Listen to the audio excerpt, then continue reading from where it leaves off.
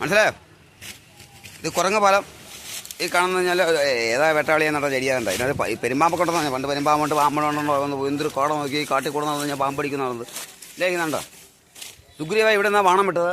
ബാലി അവിടെ ഇരുന്നാൽ അത് കണ്ടുകൊണ്ടിരുന്നിട്ട് ബാലി വിറ്റുന്ന വാണം വിട്ട് പിന്നെ എന്തോ പറയുന്നത് ഹനുമാൻ അവിടെ നിന്നിട്ട് കാലി പിടിച്ച് ഇത്ര കുത്താതിരിക്കരുത്, നീ ഇവിടെ വാണം എല്ലാം വിട്ട് എന്നിട്ട് ഊപ്പാട് എടുത്തു പറഞ്ഞു. അങ്ങനെ ഈ പാലം കണ്ടില്ലേ, ഈ പാലം കൊണ്ട് ഈ കിടക്കുന്ന ഇതിൻ്റെ മുള ഉണ്ടായി പാലം പണിഞ്ഞേക്കുന്നത്. ഇതുവരെ തുരുപ്പിച്ചിട്ടില്ല. പണ്ടത്തെ കമ്പിയൊക്കെ തുരുപ്പിച്ചു.